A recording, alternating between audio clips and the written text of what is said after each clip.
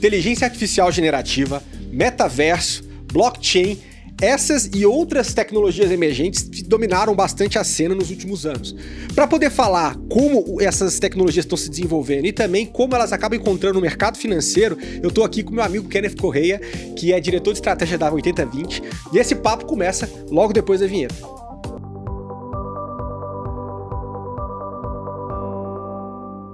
Olá, sejam bem-vindos ao Fintech Talks Podcast. Meu nome é Bruno Diniz, especialista em inovação no mercado financeiro e fundador aqui do podcast, que também, além de falar de fintech, a gente fala de tecnologias de forma ampla e também de tecnologias emergentes. Tivemos alguns episódios comentando especificamente vários avanços sobre inteligência artificial generativa, blockchain, mas eu trouxe um convidado aqui hoje, um amigo meu, que é o Kenneth Correia. O Kenneth está em várias aí conversas a respeito de tecnologias emergentes, é um cara super antenado, é um cara que tem acompanhado muito o desenvolvimento de metaverso, é um cara envolvido em blockchain, tem um podcast que é Contos do Cripto.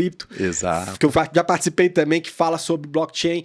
Então, assim, hoje o objetivo do podcast é poder falar de tecnologias emergentes de uma forma bem ampla, trazendo exemplos e conectando também, além da utilização ampla com o mercado financeiro que você tem visto. Mas, Kenneth, mais uma vez, meu caro, obrigado por você estar aqui. Valeu, maravilha, Bruno. E assim, antes, para começar, né, acho que é bom tentar pegar um retrospecto a teu respeito, cara. Você é um futurista ali, você é um cara também sempre antenado. Imagino que deve ter sido desde sempre, pelo que eu já tenho ouvido de você.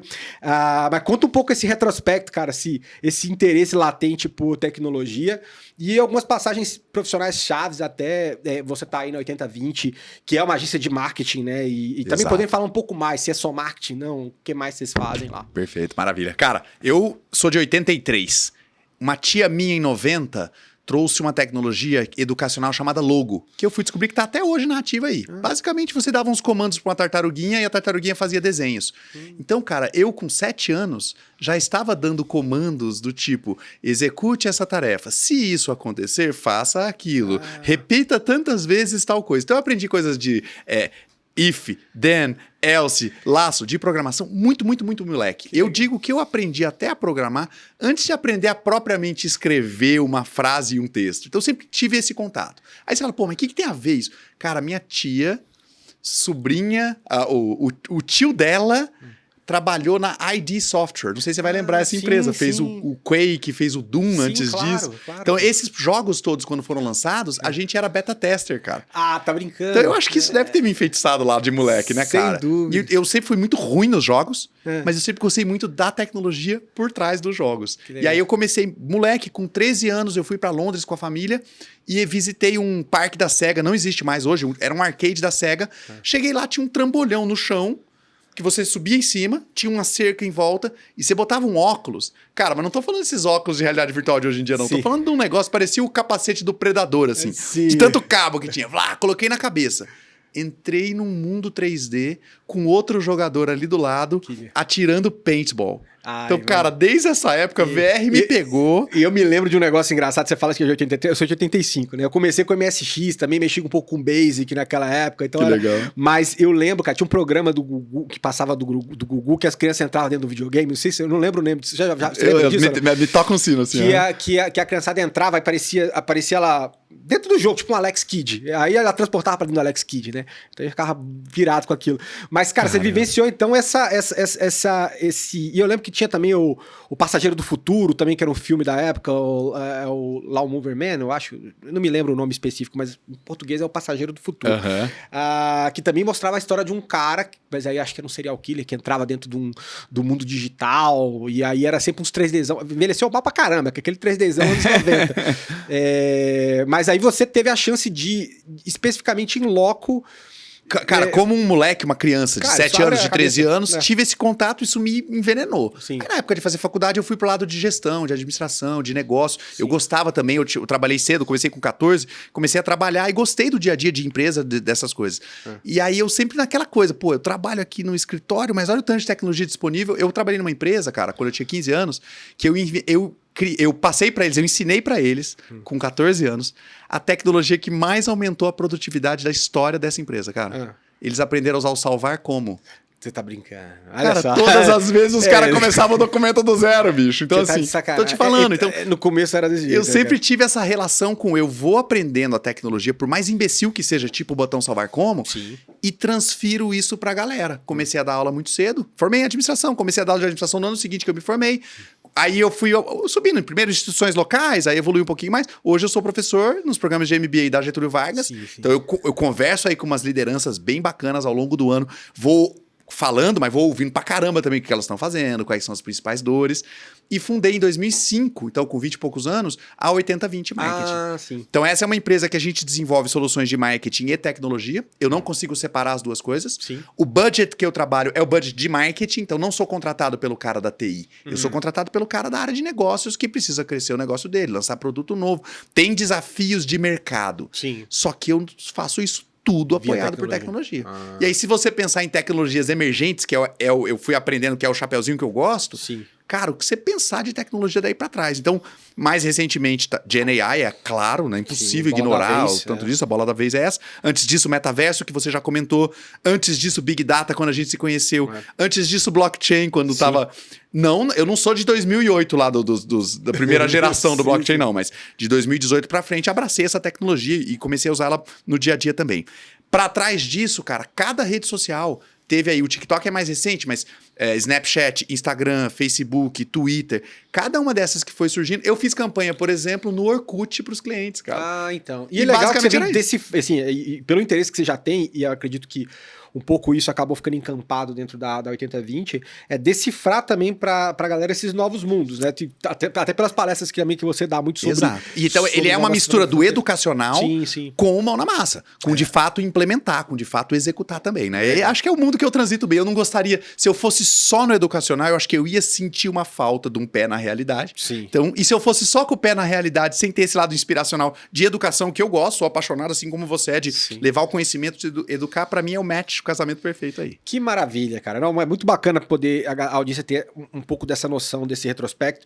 E eu vejo você também sempre muito envolvido em missões, né? Assim, rodando, né? A gente teve na Consumer Electronic Show, né? A CS lá em Vegas recente. Exato. NRF também, acho que já tem alguns anos que você vai, Sim. né? Mas, meu cara, vamos tentar agora aterrizar um pouco no papo de inteligências, de tecnologias emergentes, né? Vamos lá. E para começar, até por uma que você citou, e que talvez ali tá com menos evidência do que a gente tenha visto ultimamente, que é metaverso, né? O que você tem visto em termos de desenvolvimento, por mais que eu acho que a gente viu, né, aquele momento que o próprio Facebook mudou o nome para Meta, tal, teve todos os desenvolvimentos, a gente sabe bem disso, mas eu entendo que a grande mídia parou de jogar muito holofote, alguns decretaram a morte, a gente está acostumado com essas afirmações, assim como a gente viu já com o mundo do Bitcoin, dos criptoativos, a gente já viu várias vezes a morte disso aí, que não foi de fato. Mas como é que você tem visto os desenvolvimentos da discussão a respeito de metaverso? Eu falo metaverso, mas vamos puxar um pouquinho também augmented reality também, em alguma instância, que é uma tecnologia emergente que está muito próxima. E como isso está transitando talvez também no mercado financeiro, e se você vê um reavivamento próximo disso aí tudo, né? Super legal, cara. Vamos falar de metaverso então. Primeiro que é um termo que cada um define de um jeito. Isso já gera um monte de confusão, porque um monte de gente falou que um monte de coisa era metaverso. No fim do dia, o que eu uso, cara? A ideia é de ser uma plataforma digital. Sim. Então ela é tecnologia. Ela tem que ser imersiva. Mesmo que você esteja usando um elemento de realidade aumentada ou até que você esteja usando o seu celular para participar da experiência, você tem que sentir que é você que está ali. Você está representado por um avatar que está fazendo tarefas, que está cumprindo missões. Então, tem a imersão. Ao mesmo tempo, ela tem que ser social. Sim. Então, não é uma experiência sozinho. Aquela coisa do óculos de realidade virtual no corredor do shopping para simular a montanha-russa. Não é disso que a gente está falando. Então, de plataformas digitais, online, imersivas, sociais também. Sim. Isso é o que eu estou chamando aqui de metaverso. Cara, a gente nunca teve, tô falando atualizado 2024, a gente nunca teve tanto dinheiro sendo colocado aí. É difícil de ignorar o da Meta, porque a Meta é uma das maiores empresas do planeta, top 5, e ela bota na casa de bi todo trimestre. Então é muito dinheiro, ela movimenta muito de tudo. Mas, cara, tem vários projetos em paralelo de outras empresas também funcionando. Uma empresa listada, por exemplo, é a Roblox. Sim, sim. Cara, a Roblox tem hoje 250 milhões de usuários todos os meses. E alguém vai falar assim, Kenneth, mas Roblox não é aquele negócio de criança? Claro que é aquele negócio de criança. Só que o jogador de Roblox uma hora fica velho. Sim. Do mesmo jeito que o jogador de Fortnite hoje já tá no mercado de trabalho. O jogador de Minecraft já é chefe. Exato. Né? Então, as tecnologias de metaverso e todas essas, Minecraft, Fortnite, agora Roblox, são tecnologias que cada vez têm mais usuário. Do ponto de vista de hardware, porque as pessoas podem falar, puxa, o metaverso morreu e tal. A Meta, tô falando, continua investindo bilhões todo trimestre. Pode olhar, tá no report dela, ela é obrigada a comunicar isso, ela separa no balanço o que é plataformas digitais e o que é Reality Labs, que são o novo negócio que ela está investindo. E aí eu acho que vale trazer 2 aprendizados aqui. O primeiro é, cara, essa coisa da coisa virar um hype e depois sumir da imprensa é normal e esperado. Sim. A Gartner já faz o hype cycle. Exatamente, e a gente sabe que depois de um período do pico das expectativas infladas, vem o período do abismo da desilusão. É literalmente esses nomes que eles usam, né? Sim, então, sim. isso não preocupa. As pessoas às vezes vêm falar, Kenneth, mas esse negócio de metaverso, hein, cara? Eu falei, cara, tá tudo bem, tá acontecendo como deveria acontecer. Exato. E o segundo, cara, é lembrar o seguinte, Meta, por que você tá fazendo isso? Por que ao invés de investir nesse bendito desse metaverso, você não investe nas suas plataformas digitais? A Meta já investe. Sim, só que ela claro. já percebeu algo que a gente sabe do mercado financeiro chamado retornos decrescentes. Exato. Tem uma hora que não adianta colocar mais dinheiro. Quem tem um smartphone que consegue instalar um aplicativo já está usando ou o WhatsApp, ou o Instagram, ou o Facebook, ou os 3. E a gente tem as trocas também das gerações em relação a eleger qual que é o ambiente na qual elas querem se relacionar. Né? A gente viu muito com o Facebook. O Facebook virou coisa de velho. Assim, você vai lá quem mais faz parte hoje do Facebook? Pessoas que eu vejo da minha família que tem um pouco mais de idade, que descobriram e estão muito ativos ali na Isso é importante lembrar, né? porque tem gente que já enterrou o Facebook também, né? Também. Facebook morreu. Eu realmente não crio conteúdo no Facebook. Sim. Mas é porque a minha audiência não tá tanto no Facebook. Exato. Só que no Brasil tem 215 milhões de pessoas, 160 milhões usam a internet, 120 usam Facebook, cara. Sim, sem dúvida. Então, e eu não tô falando que tem conta, tô falando que usa. Todo mês usuário ativo. Então, essas plataformas estão sendo usadas pra caramba. Sim. Então, o que o Zuckerberg pensou? Bicho, eu preciso investir na próxima curva. Fizeram com o Instagram. Né? Compraram o Instagram. Depois, Fizeram isso lá atrás. 2012 comprou o Instagram. Mas né? aí tem sempre a próxima. Aí o TikTok veio, ocupou uma lacuna que ninguém viu. Aliás, antes disso teve o Snapchat, né? O Snapchat Exato. chegou, eles já incorporaram. Facebook tentou comprar, né? Tentou comprar, incorporou, falou assim, já que não vai vender, então vamos fazer. Vamos copiar? Né? Vamos copiar. Pegou muito das features e colocou ali, né? No Instagram. A TikTok meio que correu por fora. Sim. Mas aí a gente... E o What's Mas Next, espera né? aí, mas olha, e o que aconteceu? Quando a gente fala do What's Next, todo mundo ouviu o termo metaverso em outubro de 21. Sim, sim. Do nada, para a maioria das pessoas, o Zuckerberg aparece dizendo, gente, agora nós vamos começar um novo negócio, nos próximos 15 anos nós vamos construir o metaverso e por isso a nossa companhia vai se chamar Meta. Sim. Só que, cara, não é que o Zuckerberg teve essa ideia em setembro. É verdade. E aí falou, pessoal, mês que vem abre uma conference aí. Cara, em 2016, ele tinha comprado a Oculus, a empresa fabricante do hardware. Sim. Então ele já estava percebendo essa curva de crescimento começando a estabilizar e depois entrou em declínio das plataformas dele, e ele, what's next? O que eu vou garantir os próximos 20 anos do Facebook companhia, né? Que agora é Meta companhia. Então, ele está investindo nessa plataforma que envolve sistema operacional, que é o OS, né? Para funcionar o ambiente de metaverso. Ele está investindo no hardware, então ele vende o Quest 2, o Quest 3, tem o Quest Pro, parece que ele está descontinuando. E ele também está investindo na loja de aplicativos. Então a ideia dele é liberar um sistema operacional que qualquer outro fabricante possa fazer. E aí tem gente que vai falar assim, Kenneth, mas que outro fabricante? Na CES eu conheci 21 fabricantes de óculos de realidade mista, entre realidade virtual, realidade aumentada ou as duas coisas juntas. Sim. Esses caras não têm a grana que o Facebook tem, a Meta tem, para construir o sistema operacional. Usa o deles. Exato. Só que nesse meio tempo a Meta garante que a loja de aplicativos é a dela. E o Zuckerberg foi bem vocal em relação a isso, de se posicionar como plataforma aberta, em oposição até pelo modelo Apple, que é um modelo conhecidamente um pouco mais fechado.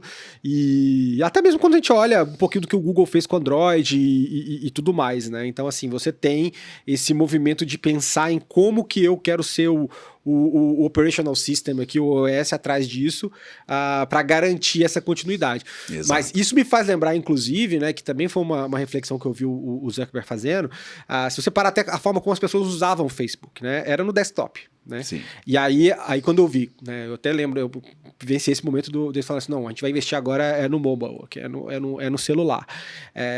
E hoje o acesso é meio que, poxa, as pessoas não estão parando no computador para entrar, ele faz parte. A próxima forma que você eventualmente vai fazer isso, né, uma vez que a gente também tem a evolução dos devices, vai ser com alguma coisa aparecendo num display ou você falando. A grande aposta é essa, mas a gente ainda tá em aberto. Tá em aberto, exato. Porque aquilo, né, Brunão, a gente já sabe disso também na história. A gente tinha lá a fita VHS que virou o DVD, que virou o Blu-ray, uma vai abandonando, vai substituindo a tecnologia anterior.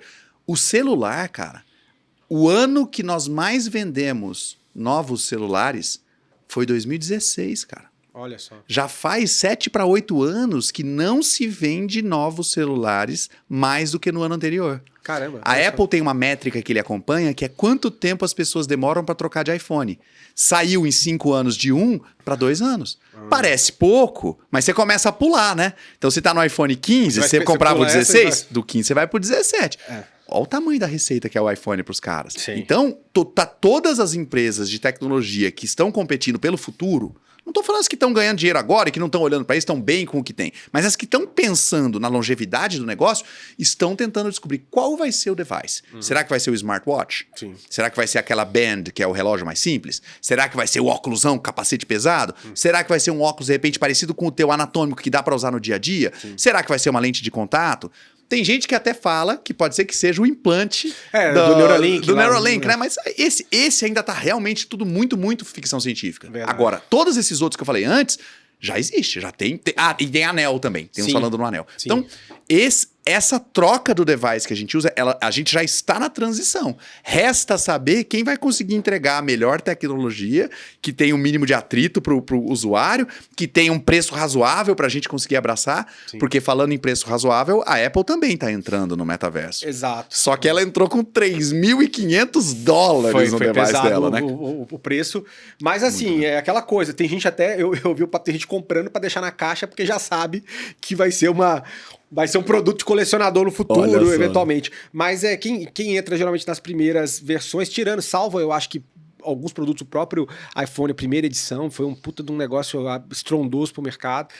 Mas a gente ainda tem desenvolvimentos para ver, mas eu acho que o legal é que, como eu falo, assim, a Apple é um grande ditador de tendência, né? Então, quando você quando ela aponta para o mercado, você já vê outros caras meio que vamos tentar, por mais que não tenha sido uma estreia, talvez, que eles, pelo que eu vi algumas previsões, elas esperavam um resultado X e não chegou naquele resultado. Estão vendendo metade do que eles tinham planejado, né? Fizeram as projeções, venderam metade, que é ruim. A Meta é diferente. A Meta vendeu tudo que ela produziu até agora.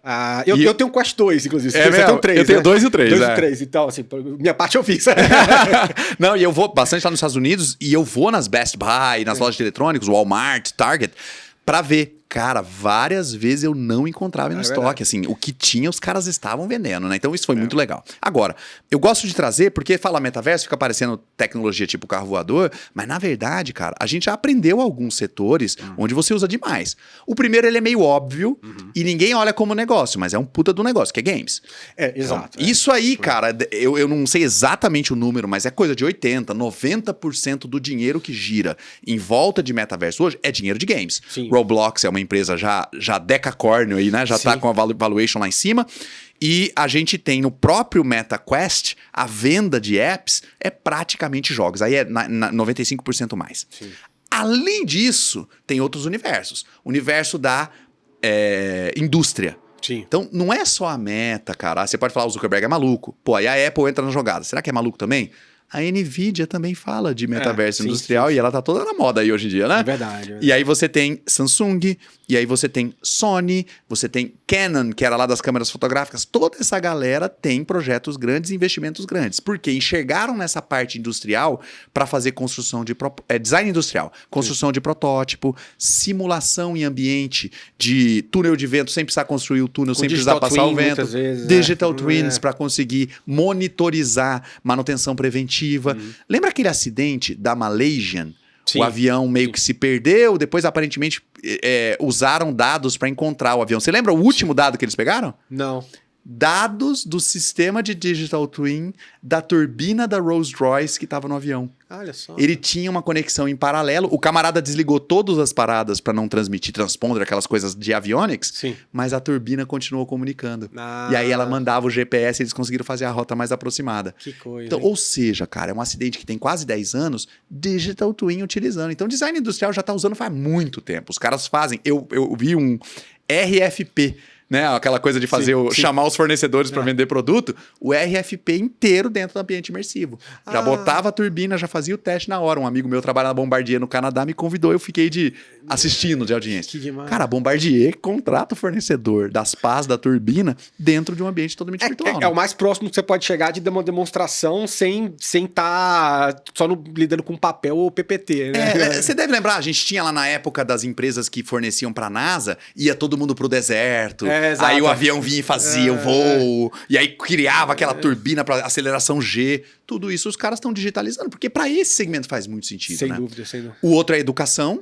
Exato. Então, a gente, educação corporativa, não vou falar tanto de escola, mas na educação corporativa, cara, você tem que educar o cara a aprender a conviver em ambiente de risco. Em vez de você mandar o maluco para andar embaixo do negócio perigoso que tá pegando fogo que pode explodir, treina o cara antes no ambiente digital. Sim. Então o cara hoje, ele vai, um período ele fica no ambiente virtual da fábrica, à tarde ele vai para a fábrica. Quando ele vai para a fábrica de fato, né, física lá, presencial, ele já sabe a sinalização, já conhece as zonas de risco. O primeiro impacto já passou, né? Voilà. Então assim, tem muita coisa legal e tem muito dinheiro sendo investido nisso todo dia.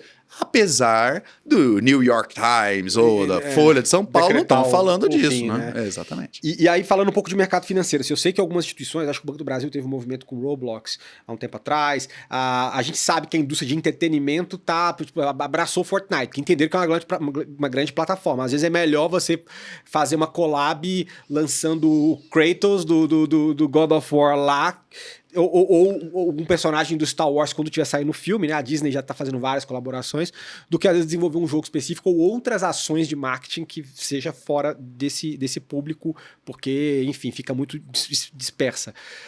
Você vê o mercado financeiro, de certa forma, também fazendo algumas incursões, assim, fora esse caso, cara, acho que do ali Roblox? em 2022 a gente viu um hype muito grande. Então Sim. tá todo mundo brincando. Eu lembro que, por exemplo, o pessoal da Genial Investimentos abriu a corretora no metaverso.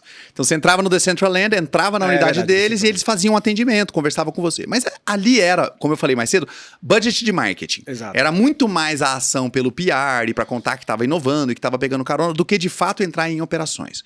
Agora você está citando aí o Banco do Brasil com o Roblox. Eu adoro esse projeto. Ele está ativo até hoje. Sim. O Banco do Brasil, não sei se você vai lembrar da tua infância aí, mas o Banco do Brasil sempre foi patrocinador. Meu pai era funcionário do Banco do Brasil. Bebetinho, e eu tinha caraca, conta agora você Bebetinho, desenterrou. cara. Eu tinha Olha conta com 14 anos de idade. Então, eles já tinham essa cultura de conversar com esse público mais novo, mas eles também eram patrocinadores do circuito de vôlei de areia nacional. Você lembra disso? Sim, do vôlei. E do vôlei também, da seleção de vôlei. Da seleção de vôlei. Esses caras criaram no Roblox, o Brablox, que é o Banco do Brasil Roblox, sim. um ambiente com campeonatos de vôlei de areia. Agora eles acrescentaram skate, porque skate pegou uma hype legal no começo do ano. Sim. Então tem campeonato ativo toda semana de vôlei de areia e skate e surf dentro do Roblox, cara. Com patrocínio do Banco do Brasil. Patrocinado no mundo virtual do Banco do Brasil, com todo o signage, né, a comunicação visual do próprio Banco do Brasil. Então, de novo, aproximando a criança, o jogador jovem daquele ambiente, já com a marca do banco carimbando alguma coisa na cabeça deles. Sim. Isso aí, pra mim, eu entendo que a gente tem um movimento de mais concretude numa estratégia em relação a como lidar com esse ambiente novo. Porque assim, como falar, a atenção antigamente era muito fácil, destinava pra TV, jornal, rádio. Né? Hoje em dia, o YouTube tem pulverizado. Pulverizadíssimo. Onde você encontra um universo onde essa galera tá. Aí, pô, faz sentido ir nessas grandes plataformas. Os games... cara, tem mais gente jogando FIFA, agora chama EA Sports, FC... do que tem gente assistindo final de Copa do Mundo, cara. Então, quando você mede isso do ponto de vista de audiência... Então, não tô falando aquele projeto que era só pra falar que tava fazendo, não. Tô falando de fato impactar pessoas com verba de mídia, né? Verdade. Então, esse é um lugar que tem dinheiro rodando de metaverso e o mercado financeiro, o Banco do Brasil, como o nosso exemplo local, explorou. Eu vi uma outra iniciativa, mas ela não tem esse approach mais do público final, do consumidor final, mas Citibank nos Estados Unidos, não é o Citibank. É um American. Eu vi o JP Morgan fez alguma coisa nesse sentido. O JP Morgan Ásia criou também um escritório do lado do da Genial, inclusive. Eles eram vizinhos lá. Mas o que eu queria contar é o Bank of America. O Bank of America fez um treinamento para os gerentes sobre lidar com situações de assalto à agência. Olha só. Então ele simulou, o ladrão entra, aperta o botão, fecha as grades, como que interage. Em qual ambiente que eles fizeram? Fizeram no... Não era no Quest, era antes do Quest ainda. Fizeram no... com Z.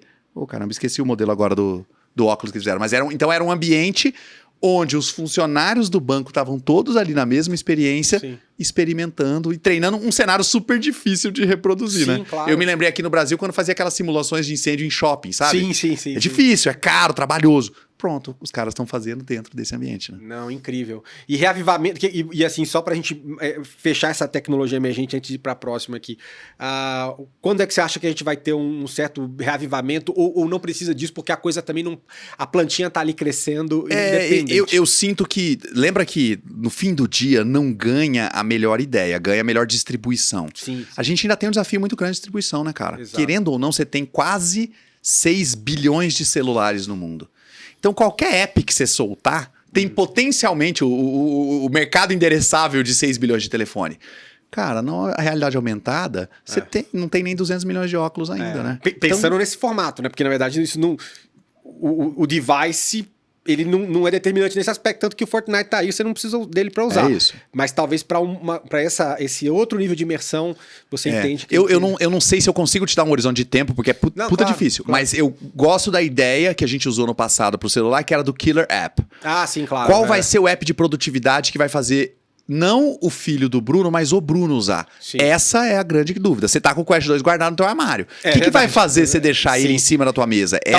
Talvez esse é o momento que a gente tá. Um foco menor em games. É porque é um pouquinho do que a Meta tava tentando em algum momento explorar, indo além. Tinha acho que o Space deles lá, né? O Meta, como é que era o nome? Horizon. O Horizon. Então, o Horizon, ele era essa ideia de você poder colaborar, trabalhar. Não pegou tanto quanto eu imaginava. Mas tudo também tem seu tempo de construção, né? E quando você viu a Apple apresentando o device deles, eles já vieram com uma ideia multi-trabalho, já tangibilizou começando alguns cases. A tangibilizar, exato. Assim, pô, legal.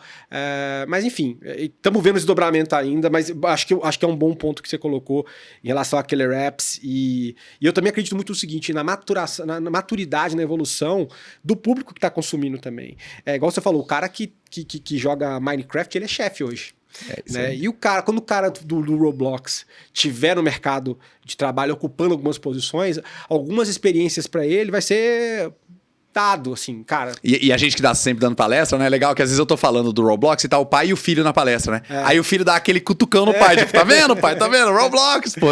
Eu não tô jogando, eu tô me preparando pro mercado de trabalho. O cara já sacaneia, né? Excelente, cara. Mas é um pouco disso. A gente vai acabar vendo mudanças de comportamento das gerações que estão vindo e estão sendo impactadas por algo que talvez o New York Times, outros caras não estão jogando o holofote, né? Esse é um ponto.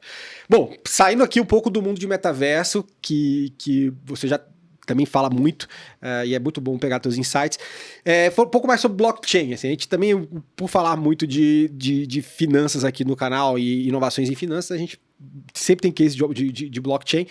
Mas eu queria ver um pouco de você, dentro do que você faz, dentro do que você palestra, e sobretudo dentro do que você tem contato, tanto de desenvolvimentos de soluções que você tem visto que são interessantes, né, relacionadas à criptoeconomia, ou utilização mesmo do blockchain em casos que não sejam puramente financistas, né? Como é que você tem visto isso? E quais são as perspectivas nos desenvolvimentos cross-industry sobre isso, sobre blockchain, e também na aproximação do que a gente vê de mercado tradicional com a criptoeconomia, que é um negócio que, inclusive, eu trato bastante desse livro aqui na Era da Criptoeconomia, e que tem sido uma pauta também que eu vejo caminhar muito mais claro. Mas eu também queria pegar uma percepção sua de, cara, talvez as pessoas não estão olhando para essa solução que está sendo desenvolvida. Boa. Eu acho que, diferente de metaverso, que ainda é um termo, um conceito que está mal definido, muita gente, cada um acha uma coisa, não está pacificado, blockchain como tecnologia já está muito bem definido. Exato. Então, o cara que trabalha como desenvolvedor, um desenvolvedor mais maduro, que conhece mais de uma linguagem de programação, ele já sabe que ele tem a possibilidade de criar uma rede de nós, aonde ele consiga descentralizar a informação entre os vários nós dessa rede, criar uma estrutura que é é uma palavra que às vezes parece negativa, mas que é menos eficiente, porque na blockchain você precisa replicar tudo que é feito em todas as bases, em todos os pontos, mas ao mesmo tempo é muito mais robusta. Sim. E é um trade-off, como tudo na vida, você escolhe algo pelos benefícios e você tem que conviver com os malefícios. Então, blockchain como tecnologia já está sendo usada com bastante frequência nos círculos de desenvolvimento. Sim. Então, por exemplo, a solução ela não é mercado financeiro, mas ela trabalha com dinheiro. Até porque quando você quer trazer mais confiabilidade, mais segurança, em geral, é quando tem algum valor envolvido. Exato. Então, os caras estavam usando para fazer controle de crédito consignado no governo. Por quê? Teve uma história no governo do Rio de Janeiro, de todos os lugares, foi exatamente no Rio de Janeiro. O camarada que cuidava do banco de dados da empresa de empréstimo consignado, um dia resolveu tomar uma cerveja com um camarada que tomava cuidado do sistema de folha de pagamento. Um conversou com o outro e eles descobriram que se eles criassem um registro no banco de dados da folha de pagamento para o dinheiro sair, fizessem depois o empréstimo para aquela mesma pessoa e deletassem esse lançamento, ninguém ficava sabendo. Ah, que coisa genial. 3 anos depois, com muito dinheiro de empréstimo consignado, né? Ferindo aí os dois contratantes, o governo e a empresa de crédito consignado, os caras descobriram, teve prisão e tudo mais. Então, com blockchain, você não tem como fazer isso. Sim, claro. Aliás, você até pode deletar um registro, mas vai ficar registrado que você deletou. Sim. Então, você tem um tracking de tudo que aconteceu muito grande. Exato. Então, quando você está numa estrutura que mexe com dinheiro, todos os bancos já estão operando soluções de banco de dados que usam blockchain. Sim. Agora, essa é a parte que eu considero que está bem definida, bem implantada, poderia ser mais usada, vai ser mais usada a cada ano, com certeza. A parte que eu acho que ainda está em discussão, e aí criptoeconomia, né, que é as tecnologias baseadas em blockchain, virando algo que é pro usuário, para fazer lá uma transação financeira, para fazer um levantamento de equity, para fazer uma garantia de um empréstimo.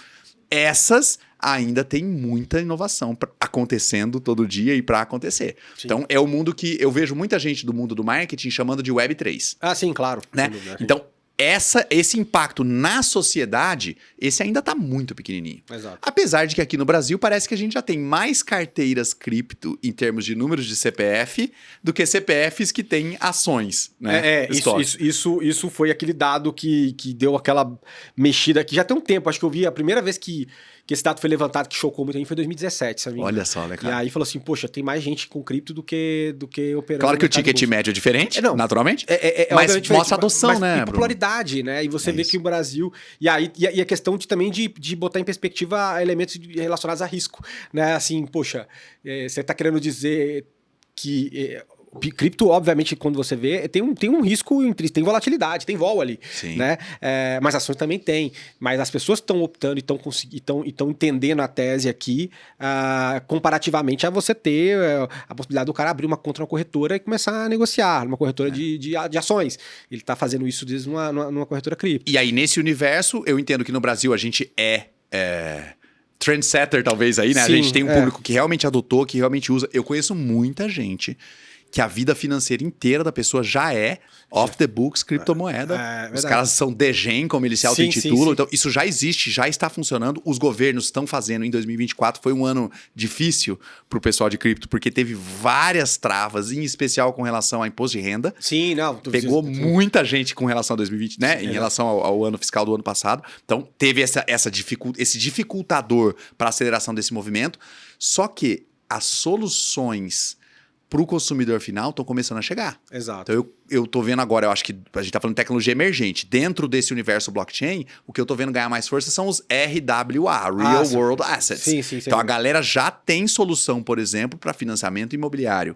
Ou fracionamento de imóveis, que quero investir no imóvel para alugar, não tenho 1 milhão. Você pode comprar com 10 mil, você pode comprar com 500 reais, né? Sim. Então, esses produtos eu tô vendo empresas brasileiras já fazendo. Então, acho que já é uma pegada bem legal, porque quando traz para o Real World Asset, e você para de usar termos como NFT, para de usar o blockchain, ou você nem fala Bitcoin. Você simplesmente fala, eu tenho aqui um contrato que rege a relação financeira que você tem com esse ativo do mundo real. Então, Real World Assets, esse ano, acho que é bola da vez esses caras consolidarem aí, né? Sem dúvida, e várias teses aparecendo, eu acho que o mercado tem amadurecendo, e também, assim, o que a gente sempre fala muito aqui no canal, é o impulso que o próprio regulador está dando na economia tokenizada. Então, existe uma ideia clara, e isso é um negócio que não é só um negócio que a gente gostaria, é um negócio que eles estão fazendo com que aconteça até com projetos como o Drex e tal. Então isso está indo para dentro da infraestrutura do mercado tradicional e dando uma capacidade a mais para tudo que a gente vê, né? Então, assim, e é muito legal, né? E aí, Bruno, você está sempre muito perto dos bancos e das fintechs. Por mais que esse assunto, às vezes, quando a gente fala do consumidor final, vou voltar lá no New York Times ou na Folha de São Paulo, a pessoa não está falando em blockchain, não está conversando sobre isso. Mas quando a gente conversa com a área de negócios, quando a gente conversa com a área de TI e sistemas, cara, os caras conversam disso todo dia, já tem projetos rodando, já estão integrados. Tiveram que integrar em tempo recorde por conta do Pix e automaticamente já estão abraçando o Open Finance. Sim. Próximo passo, Drex, né, cara? Exato. Como incorporar essa tokenização. Então, eu acho que a gente está num momento super promissor, embora não estejamos no hype, né? De novo, não está se falando tanto mas desse eu acho que é interessante porque, assim, antes era uma conversa com viés de tá vindo aí. Sabe aquela coisa? Tá vindo aí, o que a gente vai fazer? E aí tinha muito case que tentava criar uma solução para um problema que não existia, sabe aquela coisa? E eu entendo que agora a coisa está sendo introjetada. Muito legal, né? E tá abstraindo, assim, talvez a buzzword de uma forma muito... Antes era muito mais buzzword blockchain do que desenvolvimento. Hoje você vê desenvolvimento... Até porque a buzzword vinha porque os caras estavam ficando ricos, né? Comprava lá não sei o quê, meme coin, não sei o quê, explodia, ficava rico, aí parecia aquele maluco do bairro dirigindo uma Ferrari. Então isso gerou uma movimentação naquela época. Exato. Mas que bom que essa poeira baixou, porque aí a discussão fica muito mais racional, fica mais técnica, se percebe os reais valores. Ainda existe uma parte do discurso, mas essa é uma conversa talvez mais de bar do que do podcast, que é aquela sobre a liberdade financeira, como é que a gente consegue rodar a parte do controle dos bancos centrais, como é que a gente sai da moeda fiduciária e vai para uma moeda baseada em tecnologia. Aí ainda tem essa parte filosófica andando em paralelo. Vai ter em breve Blockchain Rio, vou estar lá. A galera tá discutindo esses tópicos ainda, né? Mas aí eu acho que é uma esfera mais abstrata e mais das ideias. Essa que a gente está trazendo é a tecnologia aplicada, de fato. Né? Mas nasceu no círculo cypherpunk. Então, na verdade, quando você vê a coisa ser tão ampla a ponto de ter a discussão, ponto de vista filosófico, ponto de vista tecnológico, sei lá, a criptoeconomia, que é um negócio muito amplo, eu acho interessante a gente ter, quando você citou novamente o caso do Hype Cycle da Gartner, né?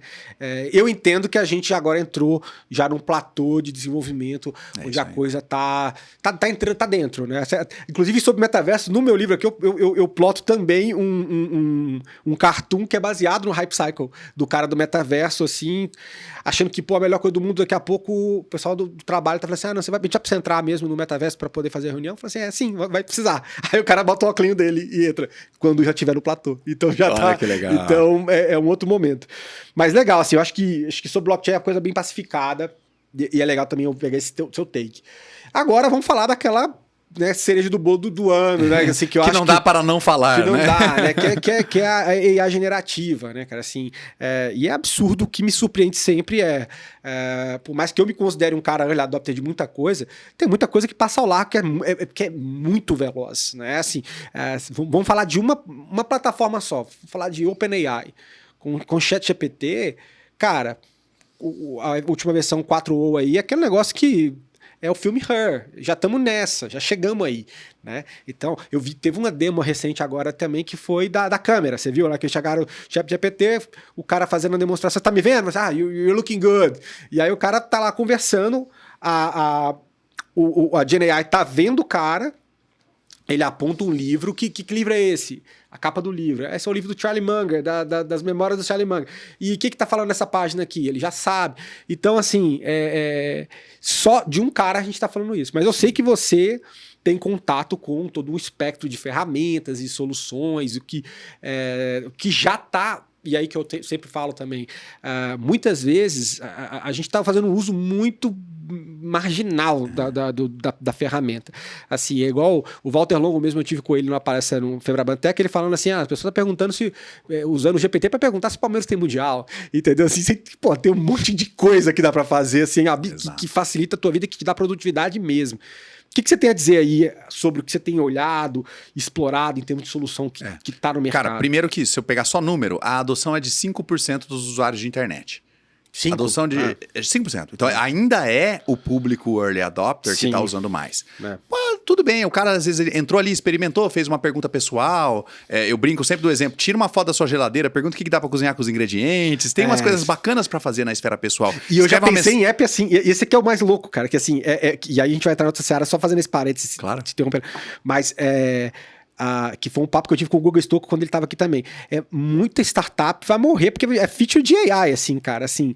E tem até um meme que até o Sam Altman falou assim: como é que é? O OpenAI killed my startup, né? Que é o meme que os caras falam assim: pô, depois que lançaram essa feature, esse negócio matou o nosso negócio. E ele falou assim: ó, a gente não vai parar de desenvolver. We are going to steamroll you. Quer dizer, nós vamos te esmagar. Nós vamos parar de...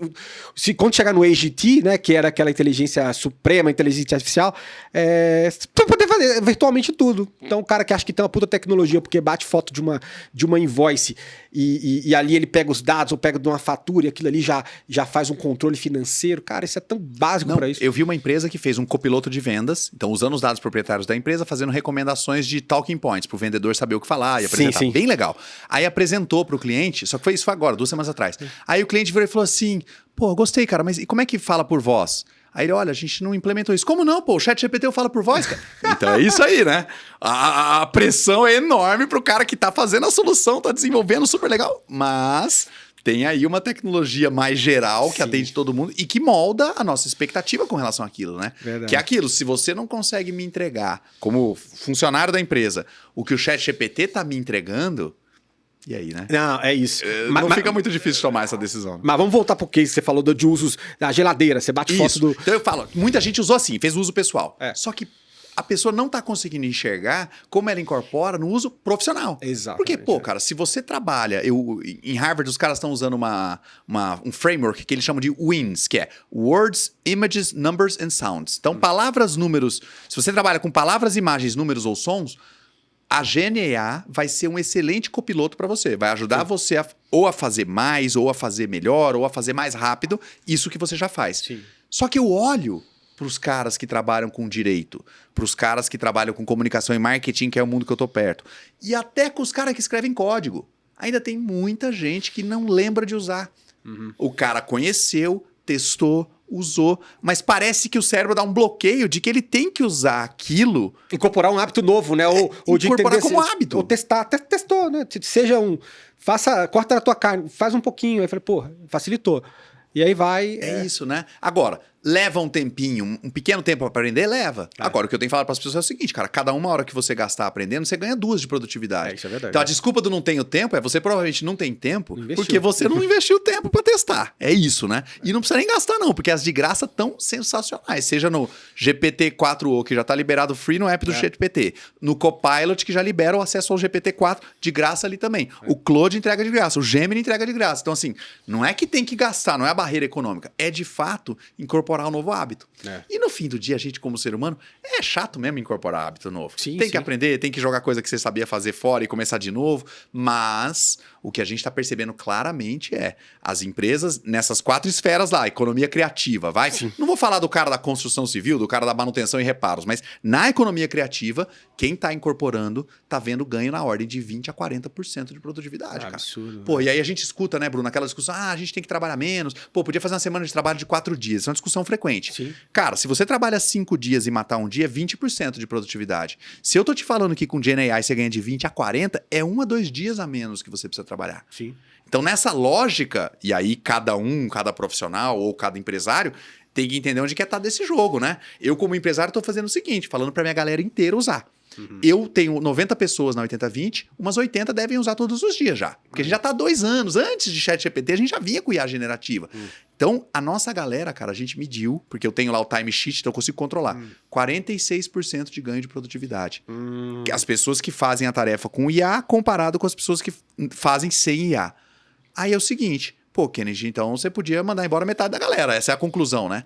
Eu não mandei ninguém embora por causa de IA.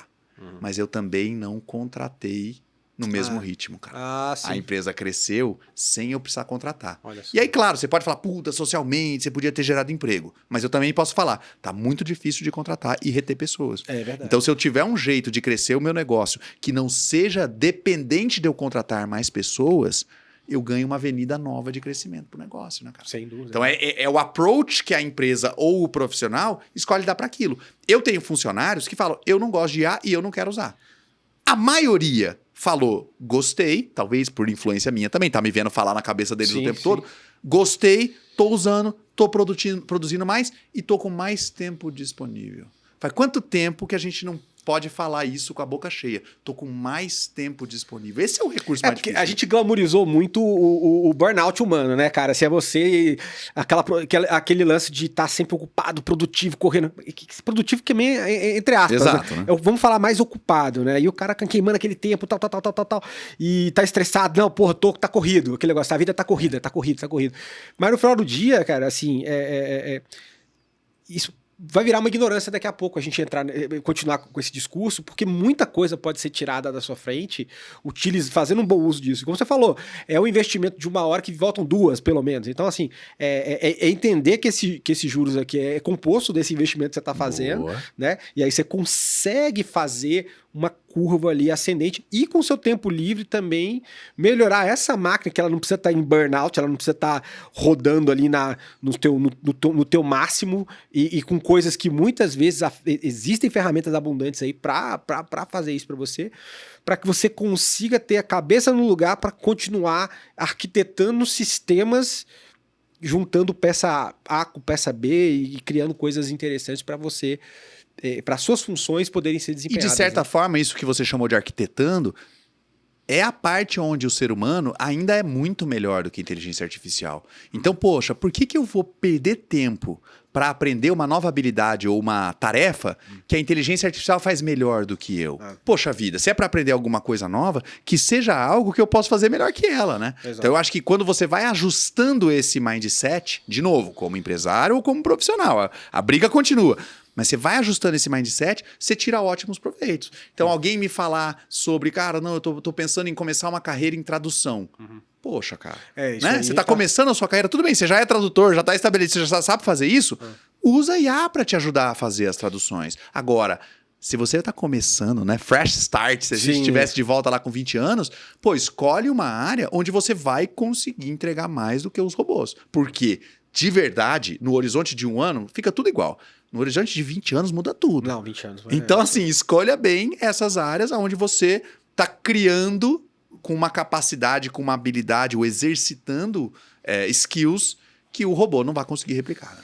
E aí, Kenneth, assim, olhando, você também está sempre antenado em várias ferramentas. A gente fala muito do ChatGPT porque ela meio que virou a ponta de lança desse movimento e eu sou assinante, eu utilizo, então assim, você vai vendo as funcionalidades novas e vai cavando naquele buraco ali. Quais outras ferramentas você vê que já têm ajudado profissionais de uma forma ampla, tá? E depois a gente fala até talvez de profissionais do mercado financeiro, de uma forma objetiva, assim, que você tem visto, pô, que talvez as pessoas não estão tão cientes Muito legal. dessas ferramentas. Cara, eu fiz uma listinha com acho que 13 ferramentas, que são as ferramentas que eu estou usando todos os dias, que a minha equipe usa todos os dias em produção. Então não é assim aqueles sites. Tem uns sites que você tem 7 mil ferramentas, 13 mil. Eu vou deixar esse link no link aqui da descrição do episódio, essa listinha sua. Perfeito. Mas cita algumas dessas daí que você fala que, pô, cara, tá difícil eu viver sem isso aqui. Exatamente. Então vamos lá. Eu vou falando os nomes e explicando o que cada uma faz. A minha predileta, de longe, ganha de todas, chama Perplexity. A Perplexity recebeu um investimento da Amazon recentemente, foi para um valuation de 4 bi. A ferramenta dela tomou um espaço que o YouTube e o Google tinham para mim. Não o total. Eu ainda uso o Google para saber, por exemplo, a quantas estrelinhas de avaliação tem um restaurante. Eu uso o Google para saber como é que vai estar o clima em Floripa que eu estou embarcando para lá. Mas quando eu quero aprender uma coisa nova, eu vou direto na Perplexity. Porque eu faço a pesquisa ali, ele tem uma base curada, então ele não foi treinado em cima da internet inteira. Ele escolheu em cima do que ele queria ser treinado e puxou a barra de qualidade para cima.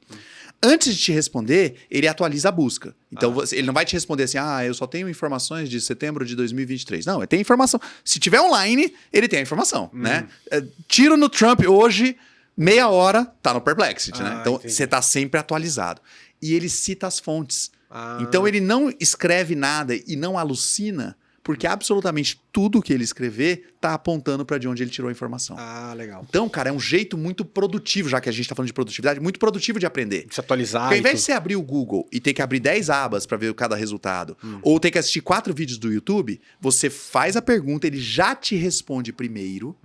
E aí, se você quiser checar, conferir, discordar, você clica e vai na fonte confirmar. Então, é uma mudança da forma como você absorve uma informação nova. Então, por exemplo, a pessoa pode falar assim, Kenneth, esse negócio de blockchain que vocês falaram mais cedo, eu não entendo nada disso. Entra no Perplex e fala assim, eu não entendo nada de blockchain, atuo como médico. Você pode me explicar o que é e como isso poderia ser útil para mim? Cara, vai vir um texto incrível citando fontes e links de casos de uso para você. Incrível. Muito melhor que Google, muito melhor que ChatGPT. Então, Perplexity número 1. Segunda, na minha área eu preciso estudar, preciso ler relatório, preciso acessar regulamento, edital, muita gente no mercado financeiro legislação, também. financeiro total, né, cara? Boa. Tem uma chamada ChatPDF. Ah, o ChatPDF eu uso. Caramba. Show de bola. Subo o arquivo PDF, faço pergunta por PDF. E aí, de novo, mudança de mindset. Não é mais a lógica de que eu tenho que entrar num documento novo e dar aquela... Primeiro, eu não preciso ler o documento inteiro. Segundo, não é dar aquela rolada para ver se tem alguma coisa legal. Ou terceiro, não é apertar Ctrl F, localizar tal palavra, porque eu quero ver o que tem ali falando de metaverso. Não, cara, é você literalmente perguntar pro documento e você pode se introduzir. Cara, eu atuo no mercado financeiro, eu tô aqui numa corretora, recebi esse relatório de JP Morgan agora, queria saber o que ele tá falando de novo, usando a base de 2024, sobre um tipo diferente de garantia de collateral. Sim. Ele vai entender o documento e te responder. Sim. Então muda o jeito da gente interagir com o documento, né? Então, Perplex Chat PDF. Fala aí. Inclusive, o próprio GPT, as últimas versões também, que você está podendo anexar. Sim, e o documento, ele meio que faz uma função parecida. Eu estava até comparando o uso do Chat PDF com o outro. Tem algumas diferenças. Me faz pensar até que a base pode ser a mesma. Não sei qual a tecnologia, qual chassi, qual o motor debaixo do chassi do Chat PDF. Né? Mas são complementares para tem sido, sobretudo para poder processar relatórios. Então, já vou te dar um insight legal de tecnologia. O GPT, o Chat GPT, quando você sobe o PDF, ele te responde com o GPT 4o, porque é o modelo mais atual. Sim, sim. Quando você sobe do Chat PDF, eles usam o GPT 3.5. Que é o modelo mais antigo e mais barato. Aí você fala, porra, cara, por que eu vou andar com o carro 2020 vou rodar se eu tenho o carro 2024? Não, claro. Mas aí que eu vou te dizer, cara. Os modelos estão sendo treinados para determinado propósito. O modelo 4O está sendo treinado para bate-papo. Para literalmente chat GPT.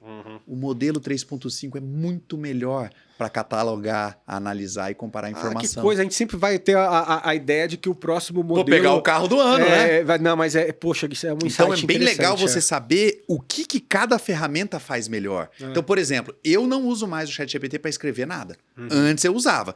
Produz aqui um e-mail, produz aqui um contrato. Tá? Hoje, 100% do que eu estou escrevendo, inclusive o meu livro, é com o Claude. Aqui no Brasil é meio chato o Claude, porque você tem que criar uma VPN e conectar pela Inglaterra, não sei o que, para criar conta. Eles são franceses, né? Não, eles são Anthropic, é Vale do Silício. Mas eles liberaram só nos Estados Unidos e alguns países da Europa. Só que só para criar a conta. Depois que você cria, fica normal. Só que eu sei que não é todo mundo que domina a VPN. Para criar, é um saco para criar a conta. Uma vez que isso está resolvido, cara, o Claude 3.5, que é o modelo mais atual deles, para escrita, assim, dá de 1000 a 0. Não sou só eu falando, tá? A escrita do GPT já ficou altamente manjada também. Você já viu, né? E aí, desde LinkedIn, quando a gente vê a turma que usa, que mais heavy user nisso, que é aquela coisa que usa adjetivos que você não usaria normalmente. É um estilo de conversa de escrita que ela é muito... Em termos de escrita, né? Conversa que você falou. Eu acho que esse aqui é um ponto interessante para a audiência entender essas diferenças. Exato. Aí, tem o Gemini. Outra, né? Eu uso para escrever o Claude, eu uso para fazer análise com dados mesmo. Subo no GPT, inclusive arquivo CSV de dados e tal, uso por ali também. Mas no Gemini, toda vez que a minha aplicação é de saúde, eu uso o Gemini. Não porque ele escreve melhor, mas porque o Google tem uma plataforma de dados proprietários de saúde, que é o Google Health, que ele treinou a ferramenta. Então, Brunão, 40 anos, sou 41 agora. A gente fica fazendo aqueles exames de rotina, né, cara? Sim. Então, eu me descrevo, sou Kenneth, tenho 40 anos, pratico academia 3 vezes por semana, tarará. Normalmente me alimento tal, não como tal e tal coisa. Segue os meus resultados de exame do ano. Aí coloca assim técnico, triglicérides, 45 miligramas de qualquer coisa. Descreve tudo. No final fala, me fala como é que eu tô e o que ações que eu poderia fazer para melhorar. Sim. Cara, é sensacional. Olha só. De novo, gente, por favor, não tô falando para você identificar um câncer, não. Tô falando para um exame de rotina, para você ter uma ideia boa do que aquelas coisas todas significam. Então, Gemini para dados de saúde e o Gemini também, mas aí é mais específico, para escrever código. Ele escreve código melhor do que o GPT ou do que o Claude. Então, cara, esse insightzinho dos modelos, quem tem é quem tá usando bastante. Por que eu sei essas coisas todas? Poxa, Kenny, você tá estudando? Não tô estudando, eu tô usando. Que coisa. Quando você usa, você percebe. Igual você falou, o GPT-4 tá manjado. Exato, você tá usando pra caramba, né? Você exato. começa a sacar o que funciona bem ou não. Então, falamos de Perplexity, falamos de Chat PDF, falei um pouquinho do Claude e do Gemini. Aí tem uma outra, cara, que chama AudioPen. AudioPen é o seguinte, às vezes à noite, ou no banheiro, ou no avião, você tem umas ideias, assim, dá um relance, um insight, fala, cara, podia fazer aquele negócio. Só que aquela ideia ainda não tá organizada, ela não tá estruturada, ela é quase que um devaneio. Sim. O que você faz no AudioPen? Você abre o site deles, não tem app, não tem nada. Você abre direto no site, a versão free 3 minutos, a versão paga 15 minutos. Com 3 minutos resolve. Então você abre lá, bate no microfone e dá a sua ideia. E em inglês ele fala assim, manda os seus pensamentos de qualquer jeito que a gente vai organizar para você. O que ele faz, cara? Ele aterriza a ideia. Sabe? Isso poderia ser um projeto, isso poderia ser uma parceria com uma empresa de streaming, isso você poderia fazer uma postagem. Ele te ajuda a trazer aqueles pensamentos soltos numa ideia aterrizada. Ele é bom para matar a ideia também, porque vai falar, ó, sua ideia é uma merda, mas ele é legal também para te dar insights de como... cara. Então, a AudioPen é uma outra que eu uso com frequência, porque é isso. E é legal isso de Gen AI, porque não precisa fazer curso de Excel de 40 horas. Aperta um botão e usa. Não precisa nem criar conta, é 100% anônima também. Assim como o Perplexity, não precisa criar conta, nada, você sai usando, né, cara? Então, a AudioPen é uma outra bem legal. Uma mais específica, porque eu sei que no mercado financeiro a galera trabalha muito com dados, e essa eu tô adorando, cara. Chama, o nome é esquisito, Polymer Search, como se fosse busca por polímeros. Não tem nada a ver esse nome. Basicamente, você tem um arquivo CSV qualquer, você pode pegar lá um relatório de mercado financeiro, uma planilha de Excel e etc. E você sobe para essa Polymer Search. Em 5 segundos, naqueles tempos que a IA faz, que a gente assusta, ele monta um dashboard completo daqueles dados. Então, eu não estou usando essa ferramenta para fazer o dashboard, para o meu cliente ter dados em tempo real. Não estou. Eu estou usando essa ferramenta quando eu recebo um arquivo de dados e eu preciso entender o que tem aqui. Sim. Cara, eu subo lá, ele monta o dash completo. E ele entende o que é cada campo, o que cada campo representa. Ele analisa a correlação entre um dado e um outro e já monta os gráficos. Cara, isso tudo em 5 segundos, tá? Já monta os gráficos até visualmente ponderados, sabe? Esse dado é mais importante, olha para ele, esse aqui tem um problema. Então, uma ferramenta para fazer análise de dados sensacional, cara. Polymer Search. É uma outra que eu tô sempre com a aba aberta, sabe? E aí me faz lembrar uma coisa que eu acho que também, pensando em dicas, eu acho que nossa audiência tem uma galera que é de mercado financeiro e vai um pouco além também da bolha, mas poxa, todas as ideias aqui, inclusive algumas delas eu utilizo para meu trabalho do dia a dia. Mas, vamos lá. Uma coisa que eu acho que também vale pensar um pouquinho, falar de Enterprise Security também, né? Por favor. Que aí eu me lembro do caso emblemático da Samsung, né? Que algum camarada lá dentro chegou, pegou um projeto lá, jogou não sei se foi o GPT mesmo, para alguma ferramenta dessa. E, cara, tinha segredo industrial lá e, pô, deu uma merda, porque isso aí tá sendo alimentado com essa informação lá, a ferramenta.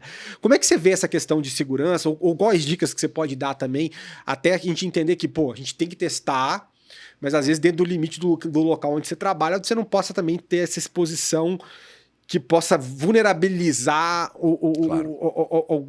algum elemento chave da empresa que você trabalha, por exemplo. Brunão, tenho 2 respostas. Uma, bem rapidinha. Cara, pra quem acredita em teoria da conspiração e tudo mais, eu não sei, eu não posso garantir nada, né? Será que o Sam Altman não tá lendo as minhas conversas? Sei lá, eu não vou entrar nessa esfera, entendeu? Eu parto do pressuposto que a OpenAI tem muito a perder, ela já é uma empresa de 30 bi de dólares de valuation, então eu parto do pressuposto que se tá escrito no termo de uso, a empresa tá bem preocupada em seguir. Assumindo isso como real, você tem como usar o ChatGPT desativando o histórico de conversas e treinamento. Então, a partir daí seria parecido com uma aba anônima. Sabe quando você abre a aba anônima do navegador, o que você fizer ali, a hora que você fechar, desapareceu, perdeu. Não tem botão de voltar, não tem... Aí, esqueci, acabou. Entendi. Então, o ChatGPT consegue funcionar nesse modo anônimo. Você ainda tem que criar uma conta, mas ele não está usando nada das suas conversas para ensinar o modelo. Entendi. Agora, se você é usuário do ChatGPT, free ou pagante, e você tá com histórico de conversas ali do lado, você já está treinando o próximo modelo. Ah, sim. Então, super importante que você não forneça, não disponibilize nenhum tipo de dado sensível. Eu falei, por exemplo, de pegar dados financeiros pensando nas empresas públicas que publicam os dados. Claro. Agora, você não vai pegar lá a planilha financeira da tua empresa e subir lá com a identificação da empresa, com todos os dados, sem mexer nele, dados pessoais, LGPD, você tá ferrado. Sim, exato. Então, não usar isso na sua conta do ChatGPT pessoa física. Só que, cara, para quem tá dentro de empresa, solução corporate mesmo, empresa grande, ele já tem um acordo, porque a Microsoft é a mãezinha da OpenAI, né? Sim, emprestou 10 bilhõezinhos ali para dar um valuation bacana, para emprestar os servidores para eles.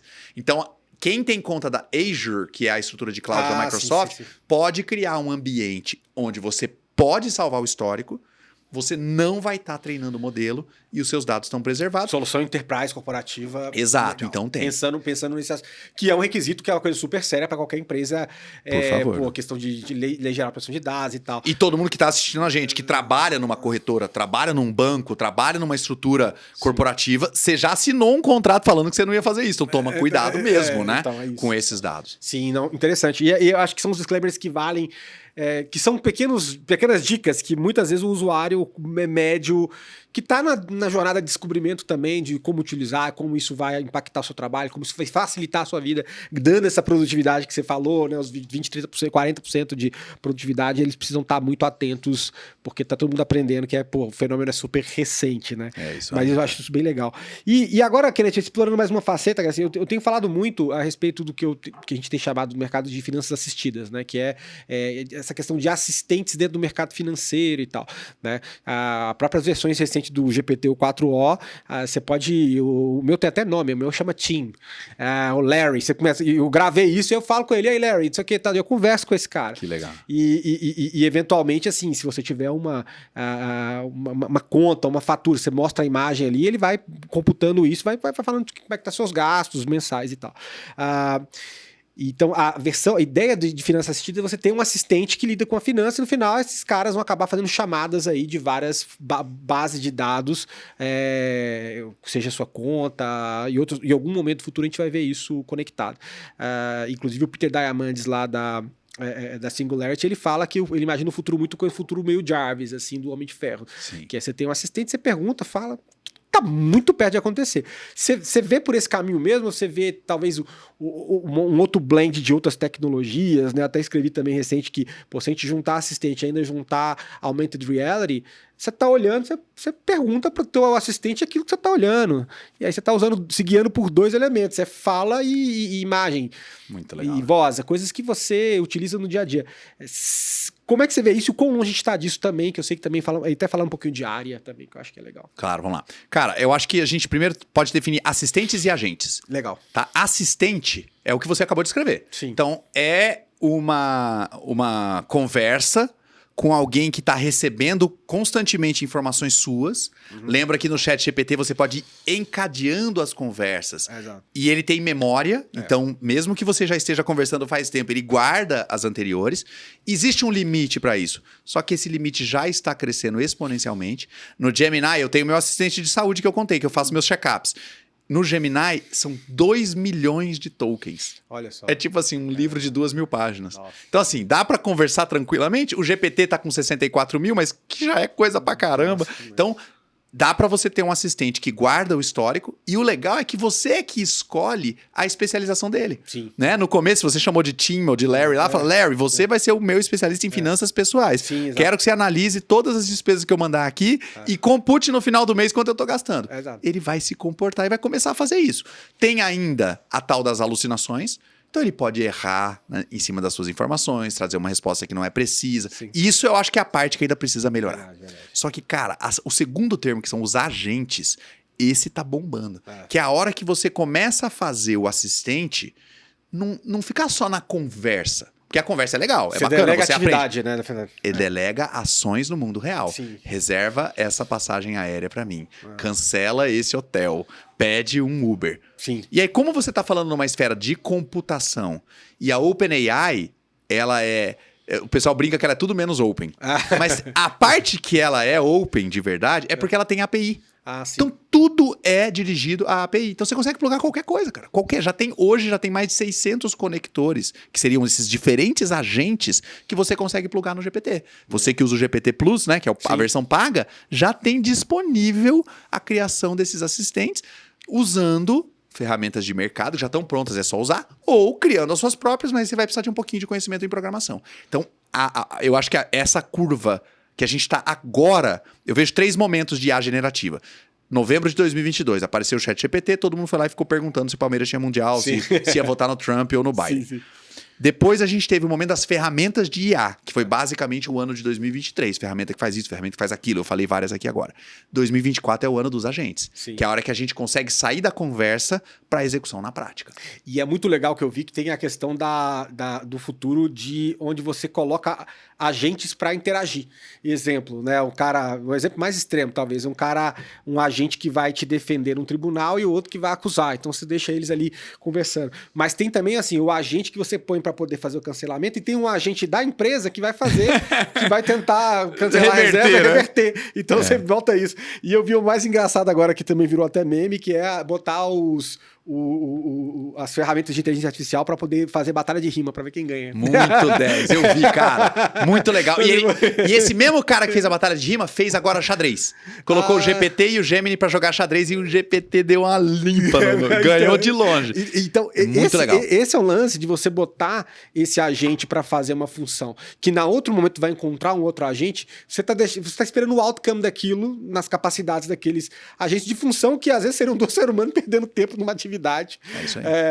E que a gente pode delegar. Mas, Brunão, agora eu vou te dar essa introdução, porque isso é o que tá bagunçando a minha cabeça de 2024 inteiro, e a ponto de eu resolver finalmente escrever um livro, é exatamente sobre a interação entre os agentes. Isso. O Steve Jobs, muito antes... O Steve Jobs, na primeira geração Apple dele, antes dele sair para fazer Pixar e tudo mais, ele tem um vídeo gravado, tá no YouTube, dele falando assim, imagina que legal no futuro, na educação, você poder ter aula com Sócrates e com Platão. Sim. Cara, basicamente, os agentes inteligentes, a gente consegue usar um framework de tecnologia para colocar o Sócrates e o Platão, e pode pôr o Aristóteles, e pode pôr alguém de hoje em dia lá, você gosta do Clóvis de Barros Filho, pode colocar também. Esses caras conversam entre eles. Sim. E o que é o benefício disso? O que sai dessa resposta, filtrado e criticado, é muito melhor do que qualquer modelo de linguagens que você está acostumado a ver te responder. Sem dúvida. Então, se você já está gostando da resposta que o GPT-4 ou o Claude ou o Gemini te dão, você tem que ver um agente usando o GPT-4, conversando com outro que está usando o Claude, conversando com outro que está usando o Gemini. E a gente vai elevar o conhecimento humano baseado nessa questão. Você cria esse agente emulando figuras históricas ou grandes pensadores, e na interação entre essas impersonifications que eles fazem, impersonations eles fazem, vocês começam a ter uma evolução. O meu conselho esse ano, eu sempre tive um conselho, eu adoro os meus conselheiros humanos e vivos. Sim. Mas o meu conselho desse ano de estratégia tem o Michael Porter, o Sun Tzu e o Maquiavel. Que demais. O meu conselho de marketing tem o Philip Kotler, o Seth Godin e o Gary Vaynerchuk. Então eu criei esses grupinhos de pequenos de agentes, eu uso a OpenAI para criar cada agente, eu subo a obra desses autores, então ele não é só haja como se você fosse o Michael Porter, não. Haja como se você fosse o Michael Porter e segue aqui os livros Estratégia Competitiva, Vantagem Competitiva. Sim. Quando você for abordado com um problema ou um desafio, ou quando você ouvir uma outra pessoa falando, eu quero que você critique e responda com base no seu conhecimento. Que é melhor do que você ter que depurar tal. Assim, é importante a gente fazer essa tarefa crítica de ler e poder entender conceitos que estão no livro. Mas se você tem uma ferramenta que, de uma forma fresca, tem essas informações para refutar, usar na argumentação, ou te lembrar, falar assim, olha, um conselho. No conselho. Então eu descrevo o momento da empresa, dou o contexto, porque ela não sabe, né? O GPT não sabe tudo isso. Então eu dou o contexto da empresa e boto os agentes de estratégia para conversar. Sensacional. No final sai uma lista de recomendações de ações, já com a crítica entre eles. E o que é mais doido é que eles conversam entre eles, mais doido mesmo, de dar até medo, eles conversam entre eles sem me avisar. Eles me entregam o resultado no final e depois eu posso, no log, no registro, olhar o histórico das conversas. Mas eles me entregam uma resposta final. Eu não sei se eles vão interagir 2, 20 ou 200 vezes. Eles interagem o quanto eles acharem necessário. Até chegarem num consenso. Para chegarem num consenso. Que demais. Isso Bicho, muito, e aí, isso é legal. a qualidade do que vem não é respostinha qualquer de GPT, Não, entendeu? aí você só dá aterrizada pro teu contexto, pro seu momento.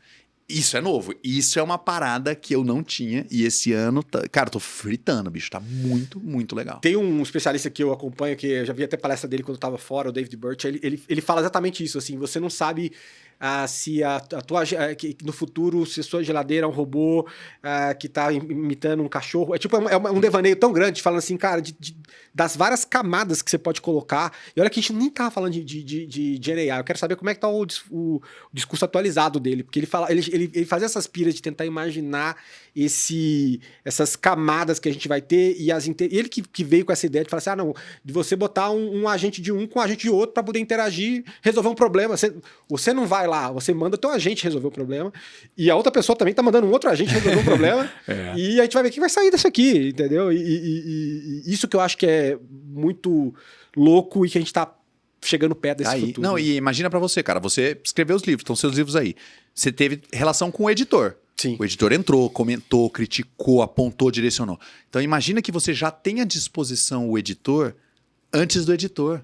Então você já pode exercitar o que tá ruim, o que você poderia mexer, etc. E aí você só vai gastar, tô fazendo assim porque não é só o dinheiro, mas é o tempo, gastar o editor, depois você já passou do primeiro batch. Como é que eu aprendi isso? A gente participa de concorrências que tem editais. Sim. E no edital ele fala, olha, a sua proposta vai ser avaliada segundo os critérios tal, tal, tal e tal. Esse critério vale tantos pontos, esse vale tantos pontos. Eu faço o projeto inteiro, e já joga submito pro edital, o edital me diz o que eu tenho que melhorar, eu melhoro. E aí quando vai de fato lá no envelope pra entregar, porra, já tá revisado, cara. Já tá, sabe? E tá muito bulletproof, né, cara? Tá pronto. E aí por isso que eu te falei, só que isso não... Eu não tô falando um negócio difícil de fazer, é bem fácil de fazer. O problema é que a gente não lembra. Voltando pro meu primeiro ponto de GenAI, as pessoas não estão lembrando que dá pra usar pra isso. Incrível, incrível. Kenneth, a gente tá chegando perto do fim aqui, cara, mas o papo sempre com você é muito bom e voa. Mas eu queria fazer uma pergunta antes até de abrir aqui umas considerações finais suas. Olhando, assim, falando um pouco de mercado financeiro, assim, claro. Quais perspectivas para futuro de mercado financeiro de forma ampla e quais dicas você dariam para profissionais desse setor, além das que você já deu, que nos acompanham aqui, para lidar com esse futuro de mercado financeiro, esse futuro com agentes povoado por todas essas figuras que a gente acabou de debater. Brunão, às vezes a gente acha que uma tecnologia aparece porque um camarada inventou, assim, que ele teve um estalo na banheira, eureka, e saiu. Mas todas as tecnologias que apareceram, cara, apareceram quando elas eram necessárias. Essa é uma frase estranha, parece filósofo falando, mas a ideia existe o momento para quando o mercado está pronto, as infraestruturas estão organizadas, o consumidor está pronto para usar. É uma combinação super difícil. Quando alguém tenta acelerar isso, Google Glass, não vai. Então, por que a generativa apareceu agora? Porque a gente nunca teve tanto dado sendo gerado na história da humanidade, cara. Chegou a um nível de quantidade de dados que as CPUs, o que a Intel fabrica, não é mais capaz de processar. Você só consegue processar com GPU, que é o que a NVIDIA fabrica. Exato. Né? Então, gráfica, não é à toa que ela acumulou um pouquinho de dinheiro aí nesses últimos meses, né? Dentro de 2024. Então, a gente está num momento em que essas tecnologias surgiram porque a gente tem uma massa de dados muito grande. Cara, com exceção da própria tecnologia, qual é o segundo setor que mais tem dado disponível, meu amigo? Setor financeiro, cara. Óbvio, claro. Então, para quem atua nesse mercado, você está num território que você não tem a opção de não ser data-driven. Você não tem a opção de falar, não, eu vou ignorar os dados porque eu acho que o meu feeling... Cara, mesmo o cara do feeling usa o copiloto de dados. Então, eu acho que o primeiro ponto é esse wake-up call de, cara, se você não está usando isso todo dia, se você não está aprendendo uma ferramenta nova toda semana, você já está bem atrasado. Porque os outros estão fazendo. Sim. E o mercado financeiro... Isso não sou eu falando, é o Nassim Taleb, é o lugar mais rápido para você saber a sua competência ou a sua incompetência, né? O mercado te responde muito rápido. Não tem opinião, percepção subjetiva. Manja ou não manja? Então, nesses lugares, você ter essa formação orientada a dados é o que te dá o diferencial ou talvez até o que te mantém operando e vivo ali, né? Não. Então eu acho que estar conhecendo novas ferramentas, eu contei algumas, eu contei as que eu tô usando hoje, mas, cara, pode ter saído uma enquanto a gente tava conversando aqui que eu não vi. E deixa eu botar essa lista sua na descrição também, Show de pra bola. galera acompanhar. Então, por exemplo, Polymer Search eu já vim usando porque monta o dashboard. Tem uma outra que chama Rows.com, R-O-W-S, Rows.com, só que ela é um pouquinho mais cara, tem uns $80 por mês. Ela monta com dados em tempo real. Então, o Polymer é para eu tirar uma fotografia e entender o que eu estou olhando. No Rows, eu monto o dashboard em tempo real. Só que eu faço isso em minutos, cara. É incrível. Você não precisa perder tempo com essa parte. Eu vou perder tempo analisando os dados, olhando para É o que você vai fazer com esse dado mega bem tratado. Exato. É o quão... Só que aí, Bruno, até isso... Por isso que eu falo que a gente tem que lembrar de IA. Aí eu fui lá, montei o dashboard com IA, fiquei feliz da vida. Aí comecei a olhar pro dashboard. Peraí, mas isso aqui... Aí eu falei, pô, cara, o que eu tô fazendo? Peguei o celular, tirei a foto do dashboard e falei, me fala o que eu tenho que fazer, porra. E aí eu usei a análise, as recomendações da foto do dashboard que eu montei com a IA. Então, você tem que estar testando, tateando essas novas tecnologias para você ter certeza que você está sempre up to date. Né? Não, incrível. E aí, você, novamente, não sendo guiado por achismo, sendo data-driven for real.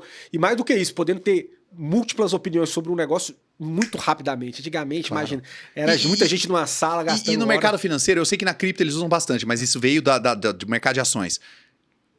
Buy the rumor e sell the news, né? Se você achar que o que você vai descobrir tá na capa do UOL, meu amigo, você já tá atrasado, brother. Atrasado. É isso. Então, você tem que estar com o dedo no pulso para saber o que tá acontecendo. Incrível. E muita coisa também em real time, cada vez mais, pra gente poder ter esse up-to-date aqui em termos de dados, informação e insight, né? Kenneth, muitíssimo obrigado, meu cara. Eu sempre deixo aqui o minuto final para que você possa dizer aqui para a câmera algum conselho, pode ser um institucional seu, pode ser uma dica de forma ampla, uma mensagem que talvez você queira plantar na mente aí do ouvinte para que ele reflita. Pô, legal demais. Cara, eu acho assim, a gente tá num momento que tem tanta nova tecnologia chegando que é impossível, literalmente impossível de acompanhar tudo que sai. Então, o primeiro recado que eu quero dar, porque a gente está num momento onde a gente olha para a saúde mental, não fica chateado de você não estar sabendo tudo. Ninguém sabe de tudo. Eu sou muito antenado, ainda me falta... Eu sei muito menos do que eu não sei. Então, assim, fica tranquilo com relação a isso. Ao mesmo tempo, a gente está numa época em que você se apegar ao que você aprendeu há muito tempo atrás pode estar sendo um peso te impedindo de aprender o novo. Na minha época de moleque, o pessoal dizia que conhecimento não ocupa espaço. É porque eles não faziam ideia a quantidade de conhecimento que iam se gerar em 2024. Então, conhecimento ocupa espaço, sim. Procure priorizar para onde você direciona a sua atenção. Direciona a sua atenção para aquilo que vai te trazer um impacto prático e real para o seu negócio. Independente do que foi uma opinião, ou independente de achar que a inteligência artificial vai dominar o mundo, até porque se ela for dominar o mundo, não vai ser a sua conversa com o ChatGPT que vai impedir isso de acontecer. Fica essa a minha mensagem final. Eu sou o Kenneth Correia, Brunão. Muito obrigado pelo teu convite. Excelente, meu cara. Muito obrigado. Vamos deixar aqui depois seus contatos e essa lista também aqui na descrição desse episódio. E você que nos acompanhou até aqui, espero que tenha gostado. Muitos insights aqui desse episódio. Não esqueça também de deixar like, se inscrever, enviar esse episódio para uma pessoa que você entende que vai se beneficiar das várias dicas que a gente teve aqui. E a gente se vê no próximo episódio. Forte abraço e até a próxima.